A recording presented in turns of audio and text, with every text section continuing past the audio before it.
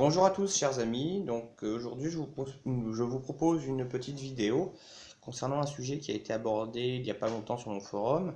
Donc ce sujet est comment gérer une arme dite de découverte. Donc déjà je vais vous définir avec vous ce qu'est une arme de découverte. Alors c'est une arme de découverte comme son nom l'indique, c'est une arme qui a été découverte. Alors à l'occasion de travaux, une vieille maison, une arme de famille qui est retrouvée.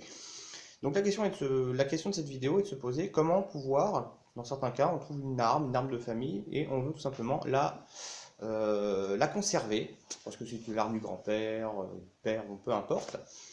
Comment faire pour pouvoir légalement, alors j'insiste sur ce point, légalement conserver une arme dite de découverte. Donc je vais commencer par un paramètre évident, c'est déjà analyser dans quelle catégorie de la législation se trouve cette arme. Donc A, B, C, D, peu importe les catégories concernant l'arme. Si c'est une arme de catégorie D, vous n'avez pas de souci.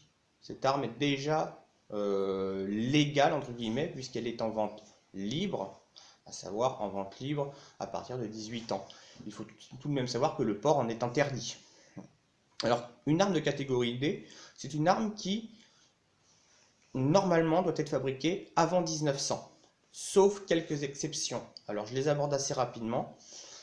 Donc on va avoir quelques exceptions, comme par exemple, donc tout ce que je vais vous présenter sur cette vidéo sont des armes de découverte qui sont légalement détenues, hein, donc on est bien d'accord. Donc quelques exceptions près, nous allons avoir par exemple le revolver 1892, il date bien d'avant 1900, pourtant suivant les variantes, il peut être classé en catégorie B ou non. Alors là, on est un peu sur une aberration législative, dans la mesure où un modèle civil de ce revolver-là, qui sera en tout point identique à un modèle militaire, sera classé en catégorie D. Or, le modèle militaire, lui, est classé en catégorie B, donc soumis à autorisation préfectorale. Donc ici, c'est un modèle qui a été découvert dans un grenier, un modèle militaire de marine, qui m'a été remis et que j'ai déclaré en catégorie B, afin de pouvoir le garder. Donc ça c'est une des solutions, c'est tout simplement de pouvoir déclarer l'arme si vous êtes détenteur d'une licence de tir, d'un permis de chasse ou d'une autorisation. Alors après je viendrai un petit peu plus précisément sur les procédures qui conduisent, comment est-ce que je fais justement pour déclarer une arme sans être embêté. On va avoir une autre exception par exemple. Donc ici il s'agit d'un revolver Webley britannique, daté de 1917, qui est une arme qui date d'un peu après 1900, et pourtant qui est en catégorie D aujourd'hui. Ça n'a rien d'une arme, c'est un revolver à chargement, douille mécanique, 11 mm Webley, et pourtant la loi l'a classé en catégorie D. Donc ne me demandez pas pourquoi, j'en sais rien. Donc, de prime abord, analysez la catégorie de l'arme. Une fois que vous avez découvert cette arme, vous en connaissez la catégorie. Donc je vais partir sur un exemple bien marqué d'une arme de découverte que voici. Donc ça, c'est une arme qui n'est certainement pas en catégorie B, ni D, c'est une arme de catégorie A, donc une arme dont la détention en état de tir est strictement prohibée en France. Donc cette arme a été découverte par mes soins dans un grenier d'une habitation familiale. Une arme de famille dont nous connaissions l'existence, ne savions juste pas où elle était.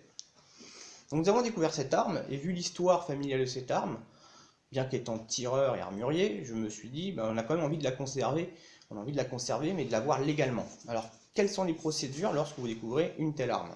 La première, lorsque vous identifiez la catégorie de l'arme comme étant A ou B, ou alors A, B, C, D, mais vous n'avez aucune A, B, C, pardon, mais vous n'avez aucun papier, aucune licence de tir, aucune licence de chasse, vous vous retrouvez donc dans l'illégalité de posséder une telle arme.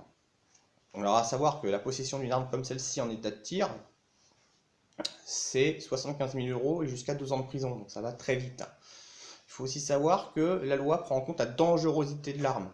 Bref, vous ramasserez moins si on vous saisit un pistolet 22 long rifle à un coup du grand-père ou un fusil de chasse juxtaposé que si on saisit chez vous une mitrailleuse ou MP40 ou une Kalachnikov. Donc déjà, vous analysez cette arme. Dans la mesure où vous voulez la conserver, il va falloir la mettre aux normes et la légaliser. Alors il n'y a pas 36 000 solutions. Soit vous avez des papiers qui vont bien et vous faites des opérations par rapport à vos autorisations ou vos papiers pour légaliser l'arme en fonction toujours de sa catégorie. Donc ici on va partir sur une catégorie A. De toute façon la détention est interdite, peu importe vous ayez les papiers ou non. Donc déjà la première chose à faire qui est impérative, c'est de signaler la découverte aux autorités. Donc ce que j'ai fait, c'est que tout simplement, aujourd'hui, les forces de gendarmerie, de police, les brigades ne sont plus compétentes pour faire ces opérations-là. Vous contactez le service armes de la préfecture pour laquelle vous dépendez. Et vous signalez, d'une part, que vous avez découvert une arme de tel et tel modèle, que vous souhaitez la conserver et faire une démarche de démilitarisation. Alors pourquoi? Parce que tout de suite, on pourrait se dire, bon, moi je veux la démilitariser, je la prends, je la mets dans mon coffre, je vais chez mon armurier compétent et je fais l'opération. Sauf que si vous vous faites gauler à ce moment-là, et ça va très vite aujourd'hui avec les procédures, vous faites arrêter par des gendarmes ou des flics, des douaniers, qui sais-je, ça arrive, et qu'ils ont un chien renifleur, ils vont le trouver direct. S'ils le trouvent, vous aurez beau leur dire, mais moi je vais chez l'armurier le faire démilitariser, j'ai trouvé, il n'y en a aucune preuve. Cette arme n'existe pas aux yeux de la loi, vous êtes en transport et possession illégale d'armes de guerre, vous allez au tribunal, c'est direct. Donc vous le signalez. La préfecture va vous renvoyer un récépissé. Alors moi en l'occurrence ils m'ont demandé des photos, des numéros de l'arme. La préfecture vous renvoie un récépissé vous donnant un délai. Alors moi j'ai eu un super délai, j'ai eu un délai de 6 mois pour vous mettre en ordre au regard de la loi, c'est-à-dire soit opérer un dessaisissement volontaire, vous déposez votre arme, alors là pour le coup vous pouvez la déposer à un service de gendarmerie pour destruction, ou un armurier pour destruction, ou alors vous pouvez faire les opérations, et là ça se gâte, de démilitarisation. Alors comment ça se passe pour la démilitarisation? Suivant les préfectures, ça peut varier. Moi je suis dans le Finistère, j'ai eu 6 mois, j'ai un collègue qui était dans ce cas-là dans le Morbihan, il a eu 15 jours. Donc pendant ces 6 mois, vous avez des opérations à faire. La première, déjà, c'est que du coup, vous recevez un récépissé de la préfecture. Et c'est ça qui est intéressant, c'est-à-dire un récépissé qui dit que d'une part, vous l'avez signalé, d'une part, les autorités connaissent l'existence de cette arme. Seulement en réception de ce récépissé, vous emmenez votre arme démontée avec ce récépissé chez un armurier compétent. Dans le cas où vous voulez la garder. Donc ça veut dire, il n'y a pas 36 000 solutions là-dessus, c'est une démilitarisation. Votre armurier donc va effectuer la démilitarisation en fonction de votre souhait. Donc en l'occurrence, moi j'ai demandé une démilitarisation musée. Donc type musée, c'est une démilitarisation qui est beaucoup plus chère, mais qui ne laisse aucune trace apparente à l'extérieur de l'arme. Alors qu'est-ce qu'une démilitarisation? Ça veut dire que désormais cette arme ne peut absolument plus fonctionner. Elle est figée, elle est soudée, et aux normes actuelles, elle ne peut même plus être démontée. C'est un presse-papier. Donc votre arme part donc en démilitarisation. Elle est effectuée soit par l'armurier, soit par les intervenants de Saint-Étienne. Dans tous les cas, elle passe par le banc d'épreuves de Saint-Étienne et reviendra avec ce document. Donc ce document qui est un certificat de démilitarisation, donc en l'occurrence celui-là, c'est celui de cette arme-là. Une fois que vous avez fait cette opération, vous devez donc signaler à la préfecture que vous vous êtes mis en ordre aux yeux de la loi. Donc c'est simple. Vous recevez ce document. Ici, j'ai le certificat de dépôt, le certificat de démilitarisation et le certificat numéro de démilitarisation de l'arme. Vous envoyez tout cet ensemble à la préfecture afin de compléter et de clôturer le dossier pour montrer aux autorités que l'arme vous est signalée désormais est en catégorie D. Elle a subi les opérations de démilitarisation. Vous êtes donc dans votre droit de la conserver.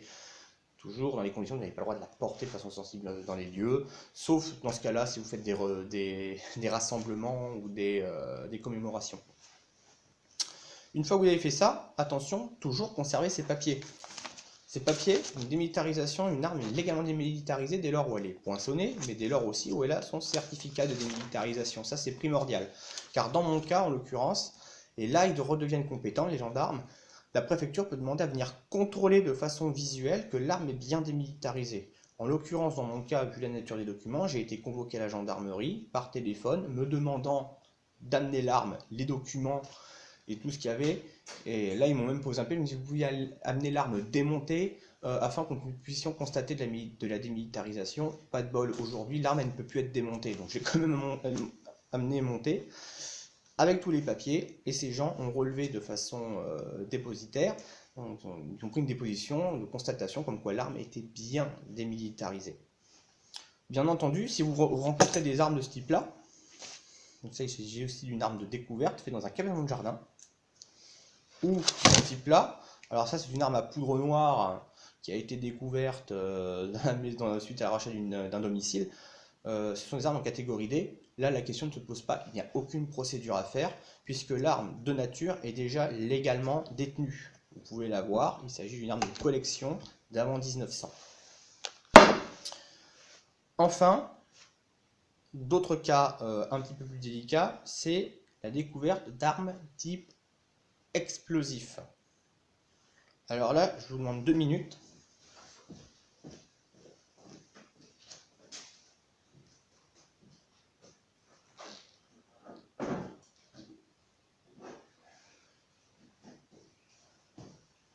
Alors, voici quelques exemples de découvertes que l'on peut faire aussi.